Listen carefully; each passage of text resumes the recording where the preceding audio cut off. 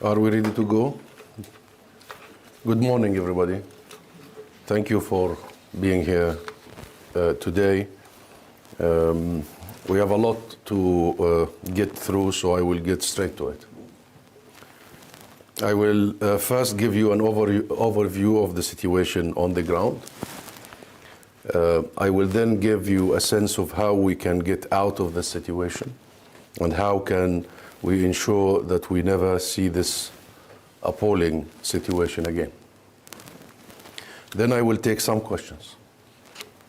First, let me be absolutely clear. What we are witnessing in Gaza is a genocide. There is no other way to describe it.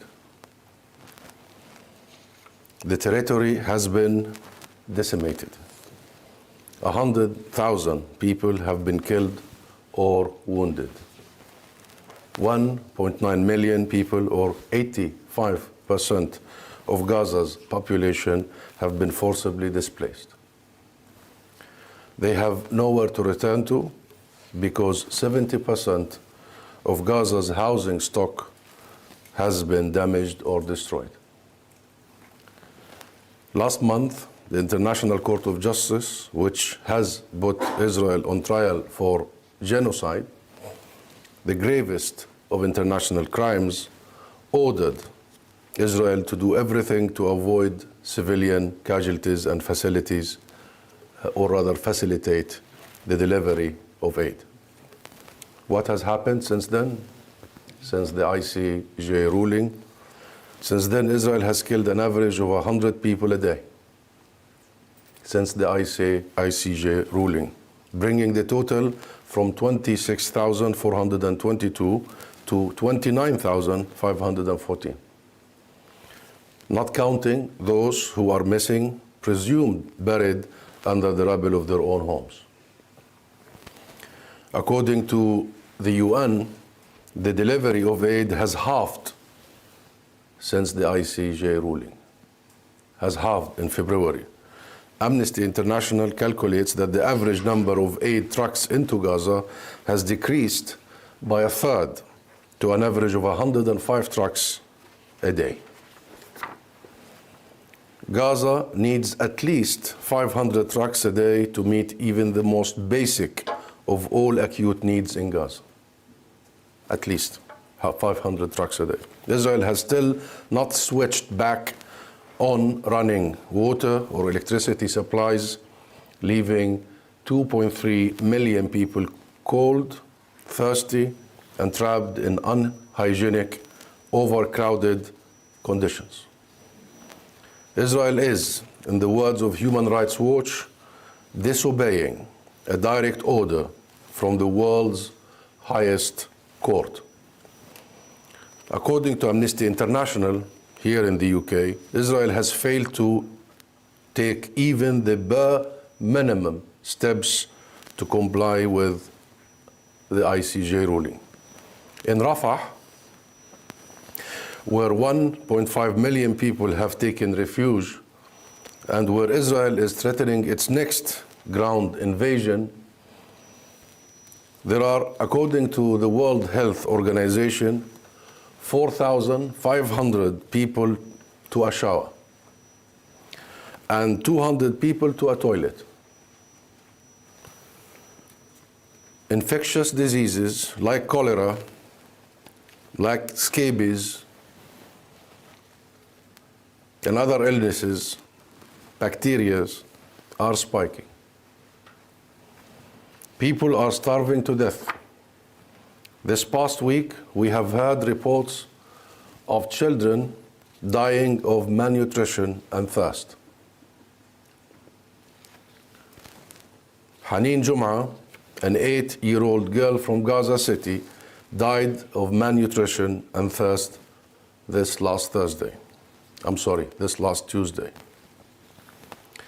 Just yesterday, we learned of Muhammad Fattouh, a 2-month-old baby who died of starvation on Friday at the Shifa hospital in the city of Gaza. Everyone who has remained in the north is starving. everyone who has remained in the north is starving.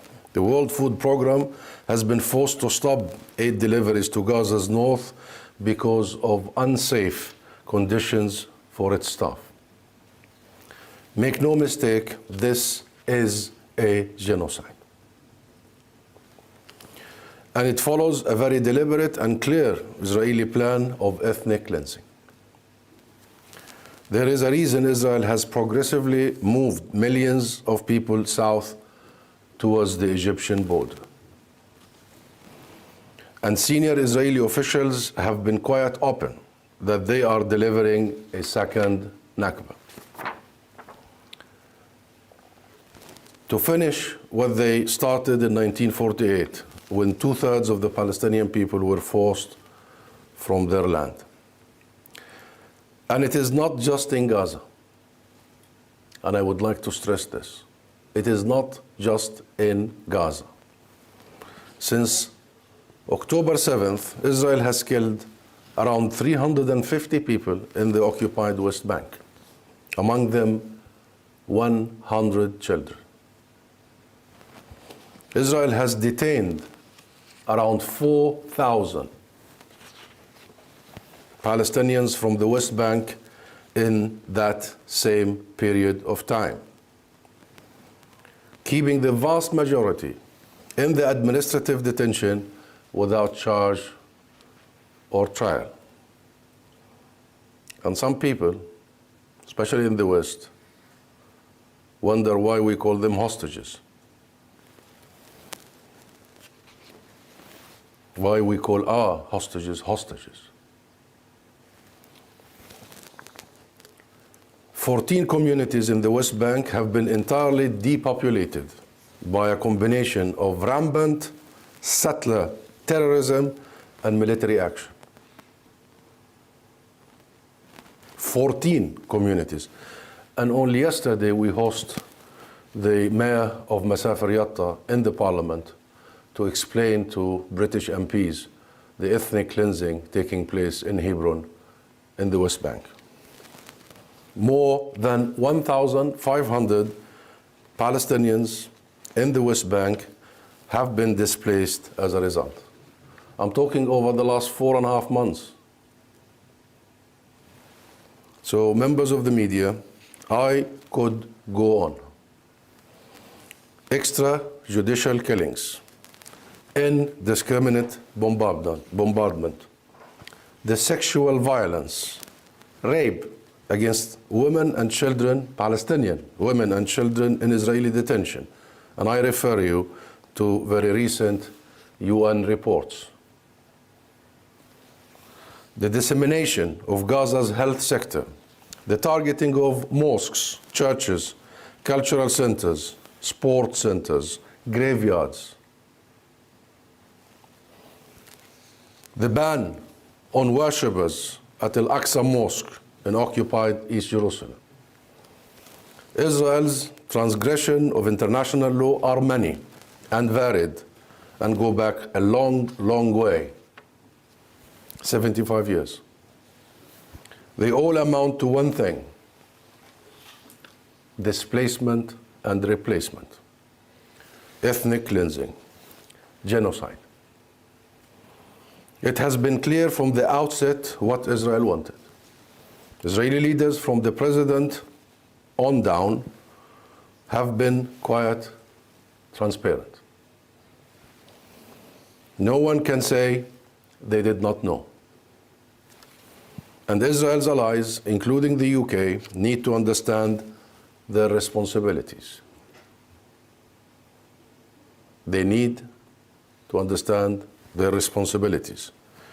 By offering material support for Israel's assault on Gaza, by failing to call for an immediate and permanent ceasefire, by failing to rein in Israel after the ICJ's injunction last month, by continuing arms exports to Israel, and by giving Israel continued legal, political cover, like abstaining in crucial UN Security Council resolution, and I'm talking about the UK here, the United Kingdom government is not helping. It is not helping, it is inconsistent, and comes up with contradictory statements, policies, and actions. The UK publicly says it wants to see aid deliveries to Gaza stepped up. We have even seen the Foreign Office early on appointing a special envoy for humanitarian purposes. But it has also based only on Israeli allegations for which no proof has been offered about very few individuals, staff members of UNRWA. Based on these allegations, the UK announced suspending funding to UNRWA. And UNRWA, this UN agency, is the best position to deliver the humanitarian aid to Gaza that the UK government claims to prioritize.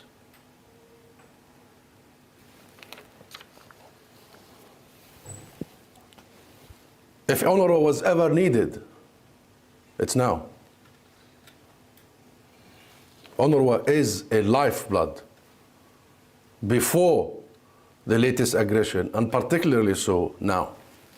This is a contradiction and amounts to collective punishment of the Palestinian people in Gaza by the UK government and every country that suspended their funding to the UN agency. The UK says it supports a two-state solution and accountability under international law. Yet it does not want the ICJ to rule on the legality of Israel's occupation, saying this should be a matter for negotiations. That was the submission of the UK. You know, there are two tracks on the ICJ, one for the genocide being committed by Israel, and one for the legality or otherwise the illegality of Israel's presence in the Palestinian occupied territory. Yet the UK says the ICJ is not the place to deliberate on the legality of Israel's occupation or illegality of it, and negotiation is the place. In other words, the UK opposes the highest court in the world to deliberate on matters of international law, to educate on matters of international law. Either that, or it is suggesting that Israel's occupation is not a matter for international law. The UK is suggesting either that, or that Israel's occupation is not a matter for international law. These positions do not make any legal, political, or diplomatic sense, let alone moral sense. They don't. Inconsistent. They only make sense as positions in blind favor of an ally rather than any appeal to international diplomacy, any appeal to justice, any appeal to law. Just favorism. It is precisely this kind of abuse of the international system that leaves countries of the global south so suspicious and appalled at the conduct and double standards of Western countries. The selectivity, the hypocrisy. There is more. The UK has announced sanctions on four, that is, four, between parentheses, violent extremist settlers. But considering that all settlements in occupied territory under international law, as per long-standing British policy, are illegal, such steps go nowhere near being enough. Indeed, at the same time, and here is the contradiction again, they put these four illegal terrorists on the sanction list, But at the same time, the UK is sanctioning individual settlers. At the time they are sanctioning individual settlers, the UK government is proposing a law, legislating a law in the UK Parliament that would make it illegal for local authorities to exercise their ethical judgment on whether to procure products or services from Israeli settlements. Effectively, the government wants to make it illegal to boycott settlements, even though these settlements are themselves illegal. Figure that out. Talk of inconsistency. It is but one example of the kind of knots the UK and Israel's other allies have to tie themselves in order to justify their continued support for an Israel so blatantly and so flagrantly in constant violation of international law, of universal human rights values, and of simply common decency. And perhaps the saddest fact is that even if there is a ceasefire today, right this moment, now, projections suggest that because of the extreme destruction and despair Israel has wrought in Gaza, and the time it would take to deliver aid and medical supplies to those most in need, we will likely see yet another 10,000 Palestinian fatalities, even if we achieve ceasefire now.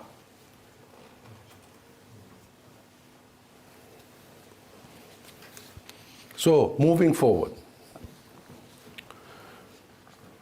here we are, and allow me now to break down the steps that we, the State of Palestine, consider necessary to move us forward. Here are 4 guidelines as principles of our initiative. A, there must be no displacement of Palestinians outside our territory. B, there will be no return to the status quo ante. C, we must move immediately to end Israel's 57-year-old occupation of the West Bank, including East Jerusalem and the Gaza Strip. D, there must be full commitment by all parties to international law, international resolutions, and the internationally sanctioned rights such as the right of return and compensation for Palestinian refugees. With that in mind, this is what we must do over the next period. The State of Palestine will be engaged in the following 8 steps. First, we need an immediate and permanent ceasefire, which will allow for a hostage exchange. That's number 1. Number 2, Israel must withdraw from every inch of Gaza's territory, every inch of Gaza's territory. Concurrently, we must launch a massive humanitarian relief and reconstruction project in Gaza. Not now, yesterday.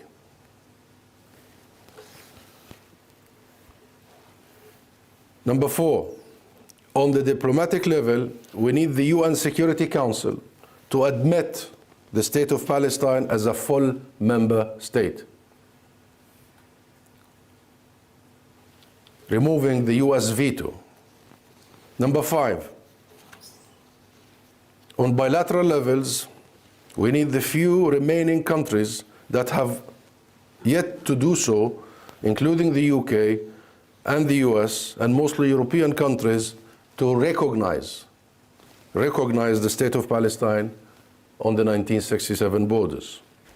Number 6, yesterday's resignation of the Palestinian government should pave the way for a technocratic Palestinian government that will oversee all these steps in all the Palestinian occupied territory, in East Jerusalem, West Bank, and Gaza. All these steps, as well as preparations for presidential and parliamentary elections. Number 7, we must convene an international peace conference that will discuss timetables, specific, short, for implementation, security arrangements, and other modalities. Number 8, and finally, there must be accountability for any and all war crimes and crimes against humanity committed against the Palestinian people. Let me be clear, my friends. We are not here talking about another unending peace process. We've had enough of that. What we are talking about here is the implementation in an unreversible and credible steps. The implementation in an irreversible and credible steps over a period of months rather than years of international law and resolutions to achieve Palestinian liberation in a state of our own. Therefore, this is not the two-state solution that people have been talking about for over 30 years. There is already a state that exists, that is Israel occupying another state that also exists, that is the State of Palestine.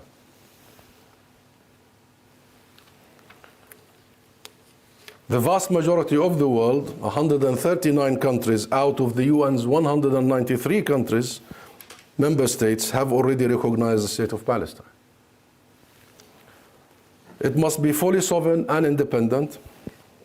There must be no room for any Israeli interference in any of its internal affairs, and it must have full control over its borders.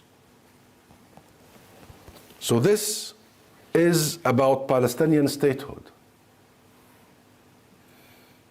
We must stop talking about two states as if we are going to create two states as a solution. This is about Palestinian statehood. It's about independence and ending occupation. That's what we need to do. And for that, we have outlined the 8 steps that will get us there, because it's not complicated. This is the only way out of the current situation. It is the only path forward to a sustainable resolution. And it is the logical and rational approach to adopt by anyone seriously interested in resolution and peace. Let's end the confusion, the deliberate confusion.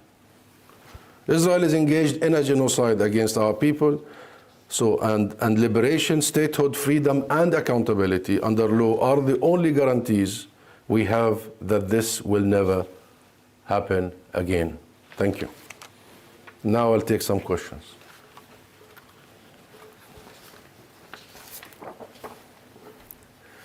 Okay, we'll take one from here and one from here. Thank you, Mr. Ambassador. My question is regarding what Biden said yesterday. How optimistic are you about the ceasefire, which he's saying is imminent?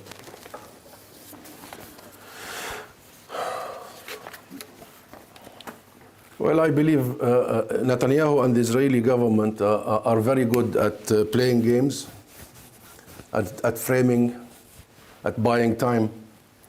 Because if you have agreed on the principles, you would stop killing more than 100 innocent people every day. What it looks like on the ground is Israel is relentless on its military campaign until this morning. The rest, we have no substantial evidence that this is being heeded by Israel whatsoever.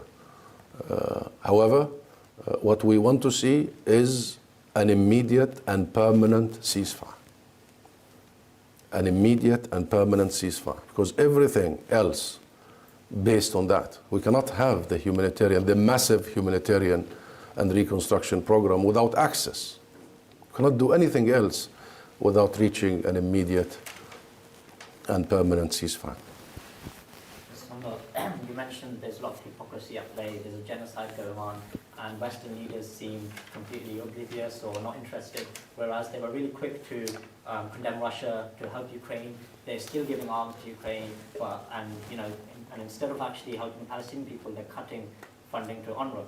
Why do you think that is? You must have spoken to a lot of politicians in the West. Why are they so? Why are they not as keen to help Palestine as they were Ukraine, for example? You know, the events of the last 5 months or so have really unmasked many things.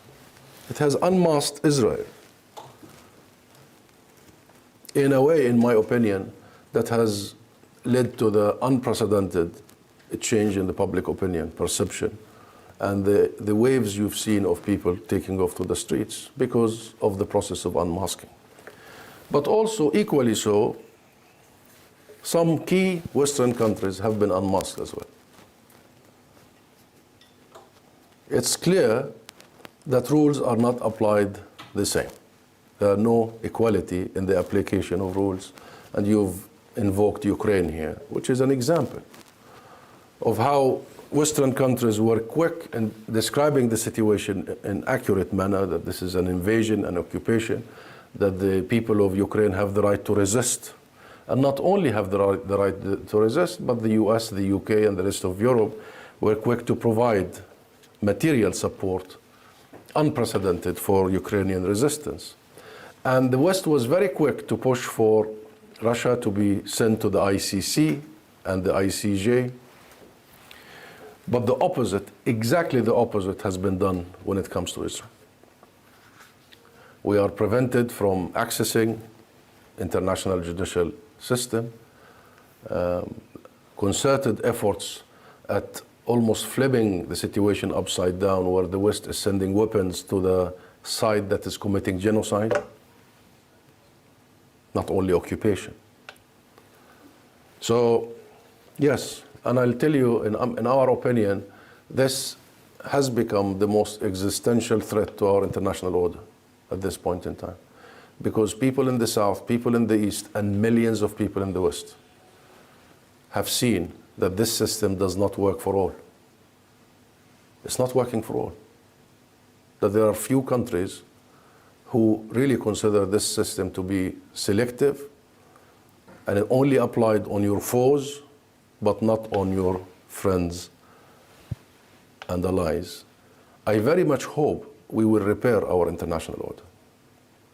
Very much hope, because we don't have a better model so far. And we must repair it. But countries like the US and the UK have done a lot by way of damaging the credibility of our international system. Next. Dominique, and then after you. Sorry. Yes. Okay. You talked about Palestinian statehood, the end of occupation as the final goal. But there are talks that your prime minister resigned because President Mahmoud Abbas was negotiating with Israel and with the US post-ceasefire to govern Gaza. How can it ever negotiate, for example, with the US, which is complicit in everything that has happened in genocide? How can you trust that process to achieve end of occupation and a statehood? Our Prime Minister and the current government resigned to make sure that the situation is irreversibly changing. To make sure that we have a government that is in charge of providing and protecting for our people everywhere they are, including in Gaza. And that a government is enabled, given what Israel has done to the current government in terms of cutting its own funding, money, our own money, in terms of suffocating its ability to do anything, no control of our resources, no control of our borders and what have you. So the resignation of the government is in the context of the political horizon I have just outlined. The formation of a new government is our first step, starting point for the irreversible, credible steps we're talking about. And we have responsibilities as Palestinians, one of which is to provide a government that can provide for its people a government that can unite its people, unite our political system, and a government that can undertake the two most important tasks. One that is immediate, which is the humanitarian needs of our people, comes first. And number two is the right of our people to cast their votes in a democratic elections and choose their leaders. Andrew. Yeah, thank you, Ambassador. You mentioned the technocratic government. How long before you expect it to be formed? Will it be politically affiliated? And will Hamas have any role in at least the discussion around who should be in the government, if not positioned in the government? And also, when you speak to the British and American diplomats, and you talk about the need for them to, or for their states to recognise the Palestinian state, what response are you getting? Thank you. Thank you, Andrew.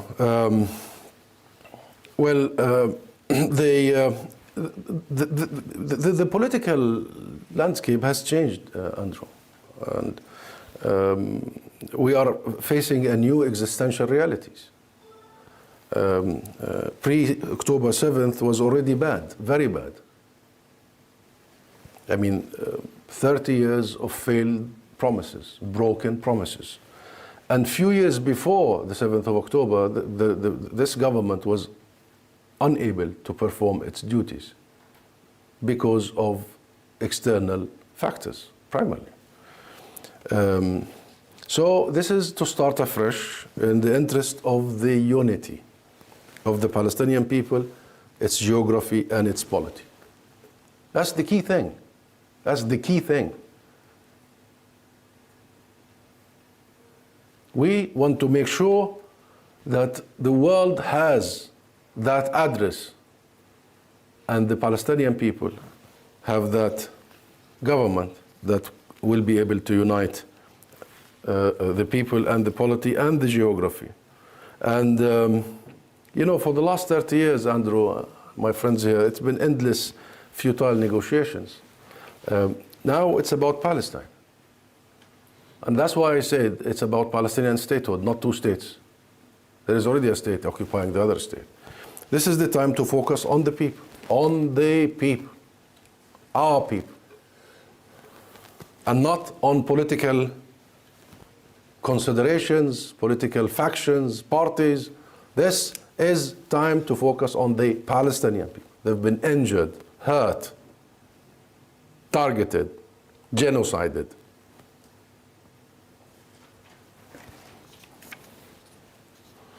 And this is a time to focus also on how do we hear our people, not just provide for them, which is number one priority, but hear. So a government that is able to provide and convene elections is the right step forward. And about Hamas, these are, you know, there are discussions, but and there will be many other issues. But this government is a technocratic government. It's not made of any political factions. Because this is not the time of political factions, Andrew. This is the time for the Palestinian people. And of course, this government will have many challenges, starting with how to address the humanitarian catastrophe, the utter destruction of homes, hospitals, schools, how to begin and where to begin, but also political reforms, elections, economic reforms, security reforms. All these are serious matters, and I believe the government of Palestine will address all these relevant issues and those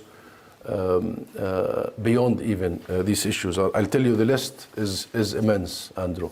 As for the recognition, you've heard the UK Foreign Secretary recently saying that the UK is considering recognizing the State of Palestine in contribution to a final agreement, in contribution to the two-state solution, as he coined it, rather than as an outcome of it, which that was an important change, because prior to that statement, the UK position was that they will only recognize after the two sides reach a final agreement, i.e. the previous mindset, the previous policy was that a UK recognition can only come if Israel accepts, i.e. there is an Israeli veto. Now that veto has been removed, at least by the statement of the government, and it was followed by a US declaration short after that the US is also considering recognizing the State of Palestine. So there is consideration, but we don't think they should be wasting much time for these considerations. Time is not our friend, Andrew, here. Time is our enemy. And do I need to prove my point, given the calamity you are following? Therefore, let them consider it in a very short period of time.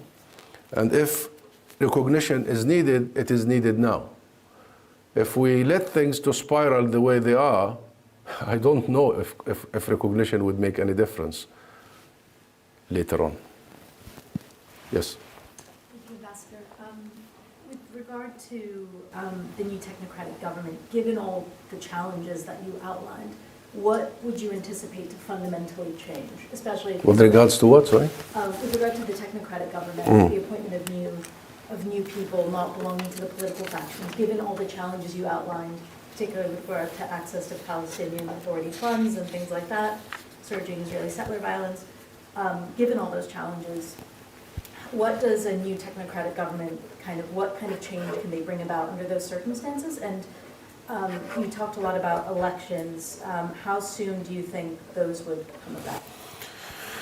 That's why I said that this government is offered by the State of Palestine by way of uniting our people and our geography and providing for our immense, unprecedented needs. But that government will not be able to do so without creating an enabling environment for that government. That government cannot be formed or functioning if a person like Smotrich, who happened to be the finance minister of Israel, keeps deciding should we be receiving our own money or not. Our money, our taxes. That government cannot function should we still have all the crippling checkpoints and walls that has torn apart our economy and shrinked our economic base. That government cannot function if we still have no control over our resources, natural resources, land and what have you. That government will not be able to function if we do not have control of our borders. So we create our own and conduct our own international trade agreements like any other government. Of course, the government will have to levy, will have to create its own revenue base. And those are the revenue bases. International help will go in the form of programs that will help in the reconstruction, what have you. But our budget has to come from our revenues. So it is crucial, it is absolutely crucial that we make sure that the new government is enabled. And this is the discussion, this is the conversation we are having with our regional and international partners. And we are presenting all these partners with clear plan and way forward of how a new government can function and can deliver. What was the other one? Elections. How soon do you think those might happen? Our people are under an unprecedented situation of genocide. 70% of Gaza's housing are gone. Most of our infrastructure otherwise. So in all practical terms, this is not expected to be immediate. You need to heal the wounds. Immediate, but this should not be also too long. So it is rather months, but not years. Patrick, sorry, I'll come there. Thank you, Ambassador.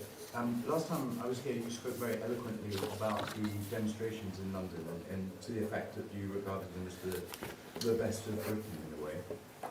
Now it's being said that the Mayor of London has been got control of by Islamists. I was wondering whether you'd like to comment on that. And secondly, there seems to be more talk in America now about the possibility that Israel will develop a plan to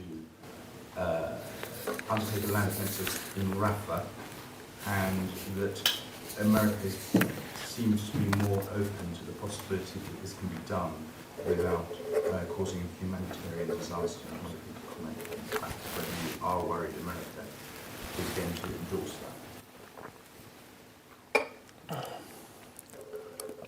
Thank you, Patrick.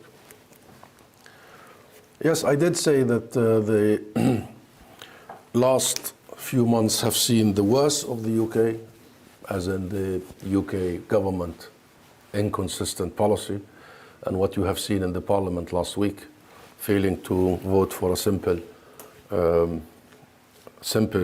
resolution motion for an immediate ceasefire, instead politicking. That was not a good moment. But on the other hand, I have said and continue to say that these demonstrations did bring out the best of the UK, the best of Britain, in every sense. Because for all 5 months, every week, hundreds of thousands of people demonstrating peacefully, calling for ceasefire, that is commendable. That is commendable. These were the most peaceful demos, perhaps, in recent memory. Not one act of violence. Because those are the peace seekers. So shame on everyone and anyone who would like to or are trying to frame them otherwise. As for the issue of the Mayor of London, we must fight Islamophobia as much as and equally as we fight anti-Semitism and all forms of racism and bigotry. Because guess what? If you only fight one form of racism and you don't fight the other, then you are not anti-racist, you are racist. It's as simple as that. You are racist. And Islamophobia in the UK has risen by 335% in the last 5 months or so. 335%. It's only Muslims and Palestinians who have been violently attacked over the last few months. Some of them, unfortunately, murdered. A child, 6 years old, in the US, stabbed 26 times by his own landlord because of the indoctrination and the hatred and the racism. Together with his mother, 3 Palestinian students were shot in Vermont a couple of months ago because of the anti-Palestinian racism and the Islamophobia. Because they had a kufiyya. They were walking in the streets. Bright kids, I know them. And in London and in the UK, there has been many violent attacks against Muslims. So this is a very serious issue, and we need to see equal treatment to uproot all forms of racism equally. Rafah, yes, we think the US should not mince its words here. An Israeli attack, ground invasion of Rafah is going to bring untold suffering, casualties, fatalities, despair. Untold. Just told you there's 1.5 million people in a very small piece of land, 6,000 per 1 kilometer, 6,000 people per 1 kilometer. Can you imagine Israel going with the way it did in the north, or in the middle of Gaza, or in Khan Yunis? They would kill tens of thousands. And we believe that the whole deal about Rafah is about the final push for mass expulsion. And that's why it must be prevented. The US cannot mince its words here. Yeah, I'll have to diversify, so I'll go to the left. I'm centric, but I'll go to the left and then I'll come to the right. Please. Thanks very much. Just following on those comments about the protests, we are, of course, also in an election year in the UK.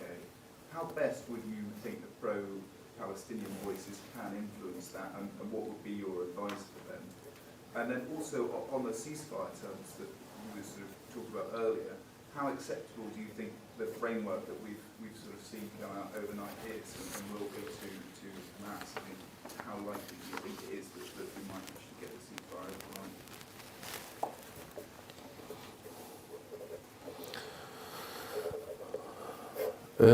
Regarding regarding the first question, again, back to the demos.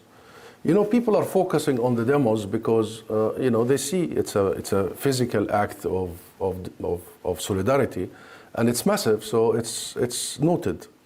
But it's not just the demos. It's not just the demos. There are civic acts everywhere in the UK. There are thousands of letters being sent to MPs. There is unprecedented mobilization by the British people. And it is the British people, by the way, because people would like to frame it in a certain manner. Those are Islamists, those are far leftists. Those are the British people. I have been to these demos, most of them. I spoke there, and I walked, I marched along them. And what I've seen was so inspiring, so humane, so touching, so moving.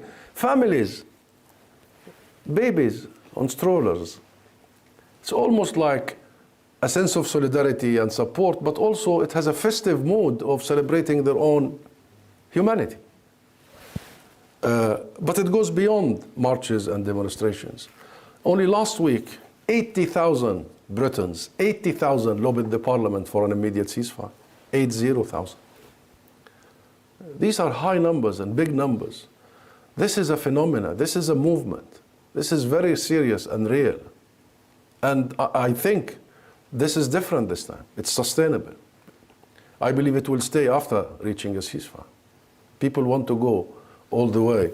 Therefore, we must not misread what is happening, because people are people, and the British people are renowned for their activism. The anti-apartheid movement emanated from London. How inspiring is that for us, the Palestinians? That now London and the UK is the epicenter. It is the epicenter of international activism for Palestine. And to draw the parallels with South Africa, we are on the right path. And given the historic relevance and the historic responsibility of the UK, i.e. the Balfour Declaration, and what happened since then and the British mandate, it could not be more relevant that this anti-occupation, anti-colonization movement emanates also from London and from the UK. And we need to see it in that manner. And I think it will grow. Maybe not in numbers, because we have the numbers. You're talking about mass movement, but it will grow in effect, in impact, in diversification, in influence, in getting more pressure on the political decision-making process. As for the second question, which is the ceasefire, how confident?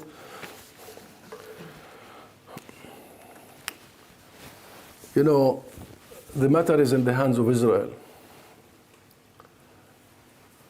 Because there is a formula that was offered by the mediators, Qatar, Egypt, and with them the US. And this formula has been there for the last few months. And remember, Israel has gotten almost half of its hostages because of diplomatic offers before, because of peaceful and diplomatic ways to resolve this issue. And the same offers have been on the table, and these countries have been mediating. Netanyahu so far sees the end of this aggression as the end of his political career. It's as simple as that. He's bragging, he's gaslighting you and all of us. He talks about, you know, possible agreements. He's just buying time. And he knows how to do the game of deceit, the game of words, the game of, you know, buying time, and then the game of blame. So you might hear him in a couple of days' time blaming everybody else. But number two, the more dangerous elements within his government are the ones who are really, we need to watch. He is personally vested in the continuation of the aggression. But elements of his, and the most strong elements of his coalition, of his government, are interested in the ethnic cleansing. And they made no secret out of it. They're public about it. They want to seize this opportunity to finish off what Israel started 76 years ago. People like Smotrich, Ben-Gvir, and many others have a plan. And they were waiting for the right moment to implement their plan. Please go back and read what Smotrich wrote and published publicly. Already 2017. And that's how he got himself into the Israeli political system. He wrote that Palestinians have three options. Either they accept to be ruled by us, second-class citizens, coin it the way you want, or they are allowed to and forced to leave, or they're killed. So that ideological element into the conversation. I'm saying all that to say, I do not trust Israel will accept a dignified diplomatic ceasefire deal unless it is forced to. And to be forced to do so, it needed the US and the UK to tell Netanyahu, we will stop providing you with the weapons that you are killing these children with. We will stop giving you all the material support that allows you to violate the basic provisions of international law. Then Netanyahu will listen. But so far, he's playing all of us. Yes, I'll come here and then I'll go there, and I'll come to you. Sorry. Yes. Yeah. Well, how will you get Hamas to agree to your plans for the Can you comment on what can you do to get into an agreement with them? As I said earlier, this isn't about Hamas, this isn't about Fatah. And I made it clear, and I say it again. This is about the Palestinian people. And the Palestinian people have a state. The state is occupied. And that state came about because of the struggle of the Palestinian people over a period of 100 years. It's beyond political factions. This is a moment for our people, wounded and destituted, sleeping in open air places in Rafah and everywhere, unable to feed their children, unable to treat their ill, having lost their homes. And even if they go back to some resemblance of a makeshift home, they have no schools to send their children. This is a moment for our people, for the unity of our people and the unity of our system. However, you know, we have dialogues, and I believe having a one government that cares for, provides for, protects, deals with the catastrophe we are in is a matter of Palestinian internal conversations. This is an internal matter, and I believe there is consensus about that. And it's our issue, by the way. We deal with it. So I hear a lot of the international, did Hamas agree? This is none of your business. It's none of your business. There is a government that represents the Palestinian people that, you know, by the way, it's the PLO that represents the Palestinian people, but there is a government, the umbrella of that government, the political umbrella is the PLO, but that government is entrusted to provide for the entire people everywhere. Dominique, even though I'm hesitant, I'm sorry, I have been more right-wing than left-wing. I'll come back to the Dominique. Mr. Ambassador, thank you for this. Can I ask a couple of things? One is, I mean, you say it's not no one's business, but surely it's a valid question. Is Hamas being consulted about the construction of this new government? And you say time is of the essence, and yet we're in a limbo now. We have the Prime Minister resigning, but no new government being announced. How long will we have to wait? And lastly, would you regard, you've talked about Islamophobia, would you say that Les Anderson's comments about Sadiq Khan and Keir Starmer were Islamophobic or not? No, answering the second question, this is really a matter of the UK for, I think that definition of Islamophobia has been very well put forward by UK Muslim leaders and by UK leaders in general. It has been part of the parliamentarian discussion for years, and now there is a definition. There is a very clear definition of what anti-Muslims Islamophobia means. And therefore, you need to measure whatever was said up against that definition. That definition. You know. However, to paint the most moving act of the British people, the most peaceful, the act that shows that people have roots and have principles, to paint them as Islamists with an S, in my opinion, is Islamophobic, anti-Palestinian, and anti-British. Anti-British. Because I was there, Dominique. I didn't see Islamists. I saw mothers, saw grandmothers. I saw Christians, I saw Jewish people. brothers and sisters. I saw your society at best. I saw the diversity and the unity. I saw the passion. So trying to frame all the time and divide all the time is a very, very serious business that has gone on for a long time. Did I answer? Thank you. Sorry, and about Hamas being consulted. خلاص يا دواني. ها؟ How long will it take before a new government's announced? And is Hamas being consulted as part of the construction? Well, there are mediators in this. There are mediators in this. Qatar is included, and Egypt, of course. And yes, there are consultations. Yes, there are consultations, of course. But again, this isn't a matter for Fatah or Hamas or PFLP or DFLP or all that. This is a matter of the State of Palestine. That's what I'm trying to explain.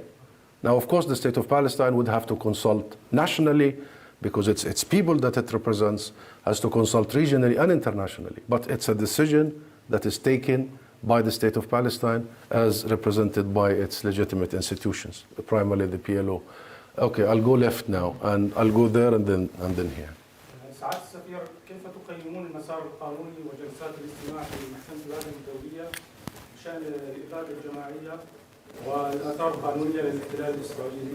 وهل تعولون عليه كسلطة وطنية فلسطينية؟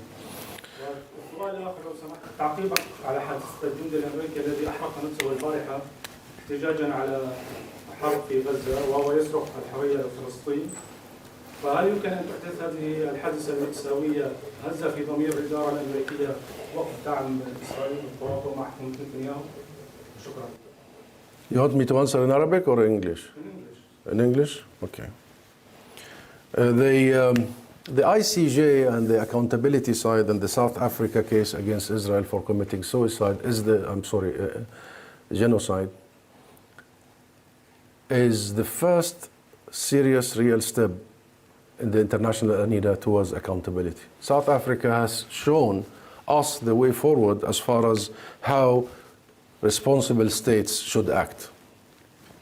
And the ICJ itself, as the highest court on planet, our highest court, our Supreme Court, humanity's Supreme Court, has delivered its verdict. On the provisional side of the verdict, they said that Israel has to stop the killing, Israel has to stop the destruction, Israel has to allow for humanitarian aid to go through Gaza unhindered, Israel has to stop tampering with any evidence of genocide, Israel has to submit a report, and they did. I was following yesterday, but it was a secret report, wasn't revealed. And that's why I outlined in my introductory remarks that Israel has violated every provision of these provisional orders. And on the issue of the merit of genocide, the court said that South Africa's case against Israel for committing genocide is plausible, i.e. there is substantial evidence that Israel is committing genocide, and therefore the court has admitted officially put Israel on trial for genocide. This is very serious. This is very, very serious. And this is a moment for the international system, including the international judicial system, to deliver its own responsibilities and the mandate on which it was established.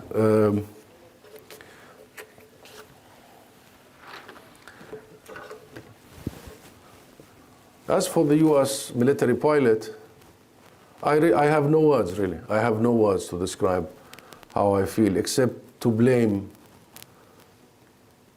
President Biden for that. President Biden could have ended this long ago. Long ago. Because it is America that provides Israel with all the toys to commit a genocide. And I'll stop there. Hello, Ambassador. Thank you for the informative address. Just getting back to demos, the slogan "From the river to the sea" has become a controversial thing, as a talking point. Split opinion about what it means. One side says it's simply an expression of Palestinian liberation. Others say implicit in the chant is the eradication of Israel, because it talks about from the river to the sea. What's your definition of it?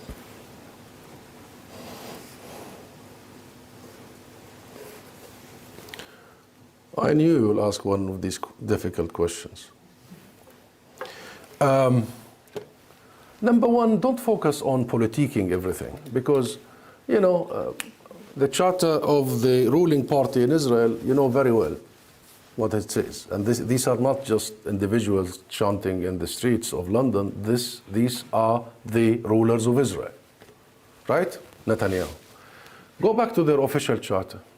See what does it say in the Likud charter. It says Palestine, effectively, Palestine doesn't exist. Israel is from the river to the sea. That's the ruling party for you. And the Israeli people elected that ruling party on the basis of that charter. Number two, the coalition agreement that brought this last government has second item in it saying that this government will oversee the right of self-determination for the Jewish people, only exclusive to the Jewish people from the river to the sea, the government. Why aren't you on the BBC have backed on that? Well, we did. No, you didn't. Well, we did. No, you didn't. Why didn't it become such a global outcry that the ruling party in Israel and the Prime Minister of Israel and the key ministers of Israel are calling for the eradication of the Palestinian people? Why didn't we have such an outcry when Netanyahu went to the last General Assembly with the map of historic Palestine saying that this is the state of Israel? Why didn't we hear the British Prime Minister here saying that this is against international law, this is against British politics and policy, and this is anti-Palestinian, and this is eradicating Palestine? We didn't hear all these cries. As for eradicating Israel, no one is eradicating Israel. It is Israel that is literally eradicating the Palestinian people as we speak, by deeds and by words. And I believe those who mean well in these marches use this slogan to call for justice of the people who live in the land from the river to the sea. I don't believe those people who are pro-justice, pro-ceasefire want to eradicate anybody. If they want to eradicate, they want to eradicate the system of apartheid that is built from the river to the sea. They want to eradicate the racial domination system that was built. They want to eradicate the colonial settlement expansion and the theft of land and the theft of resources. They want to eradicate the besiegement of millions of people over years. So this is a call for justice for everybody, not eradication of anybody. Yeah. Can we take the last two questions, please? Here and there. Thank you. So just on the back of that, there was a lot of outrage last week when that slogan was projected on to Big Ben. The Prime Minister has actually publicly condemned it. What would you say on that? And also on the back of the protest, it's come out that around an estimated £18.9 million was spent on protests in London alone between October and December last year. You know, a lot of people are saying it's taking resources away from the police for other matters. So what would you say on that too, please? Thank you for the question. I answered the first question about the slogan from the river to the sea. I think the way I answered it is the way I believe in it. And we should not, you see, the best form of protest, the best form of opposition is when people come out peacefully in the streets. We should promote that because the alternative is much worse. We need to promote this culture of voicing your voice, your beliefs, your principles peacefully. And I think this is what democracies offer. These countries have fought, and the people of these countries have fought for a long time to have these rights. So to associate these rights with budget, then the list goes on. You will strip all these rights. All of these rights. The right to protest, the right to assemble, the right to the freedom of speech is an integral part of the UK and its democracies. It's a constitutional and foundational tenet. Don't lose it over some political arguments here and there It is almost a right, not almost, it is like the right of you being treated in the NHS, like the right of you being educated. That is costly, and this is much less costly, but it's a right that needs to be protected and nurtured. And I think many of those who are using the financial argument, in my opinion, are using it because they have not found sufficient pretexts to stop the demonstrations. And now they are pulling that card, that rabbit. Few million pounds to make sure that the entire people of the UK are heard might not be the big issue here. The big issue is to make sure that people are heard and people continue to have the space to demonstrate peacefully within the rule of law that is granted to them in the UK. Yeah. Thank you very much. Two questions. One is on the back of some of the feedback and talking to people on these protests, not just in the last 5 months, but also previously. We talk about unity as Muslims. I think there is quite a lot of unity when it comes to upholding justice, when it comes to the rights of everyone involved in this. But how do you see that with Muslim governments? I mean, we know about some of the key players, but overall, it is a very vast Muslim world with a lot of influence, with a lot of pressure that can be exerted. How do you see that? You mean the role of the Muslim community? Yes, is that enough? Is there enough being done on that end? Well, the Muslim community in the UK is one of the most successful, integrated, large minorities.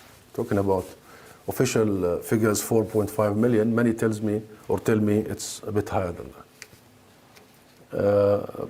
This community has been here for a long time, and it has been showing of late the success of being an integral part of the success of the UK. I mean, the mayor of this great city is Muslim. The first minister of Scotland is a Muslim. The head of opposition in Scotland is a Muslim, and the list goes on. And this speaks volumes of the success of this country. This is a huge success, and it's not just the Muslim community, all communities. This country has, the prime minister comes from a minority. And the UK's ability to embrace all the minorities and the minorities' ability to contribute to the UK is something to be celebrated. That's number one. And it's an example, by the way, because other countries, even around you, have not managed to, have failed. So this is a key thing, a key component. That's why populism and divisive policy now, divisive rhetoric is very dangerous, because you are turning the most successful, inspiring model for the rest of the world into this divisiveness. I believe the Muslim community has a voice, and it's an important voice. And I think of late they have been rather mobilized to make sure that their voices are heard. But let me say this, and I say it from my heart, because I meet many of our Muslim brothers and sisters here, and I encounter many of them. They support Palestine not only because they are Muslims, but because they are British. They support Palestine because they are humans. And so they support Palestine because these are their values, because they support all other issues of justice. And look back. They were among the biggest forces against wars in Iraq or elsewhere. Yes, I see a sense of unity in the Muslim community. I do see. I see mobilization, and I see that they want to assert more their British identity, but at the same time, their very specific principles and teachings. And yes, Palestine is the address, is the home of all main religions, and we are so proud of that. We are the birthplace of Christianity. Bethlehem is, and Jerusalem, Al-Aqsa, is the Muslim first Qibla, and Muslims have affinity and affection and belief. So this has to be respected. This must be respected. This is not bias. What about government? What do you mean government? Islamic countries, Muslim countries, their support? Well, there is support. There is support, but we need more support. There is support, but we need much more support from Arab and Muslim countries, particularly soon after the guns stop, because the task of redressing what Israel has destroyed is going to be immense. I think we will need a lot of brotherly and sisterly support, and we will need a lot of international support to make sure that people and the situation is remedied in the shortest period of time possible. Can I thank you with that and say, well done?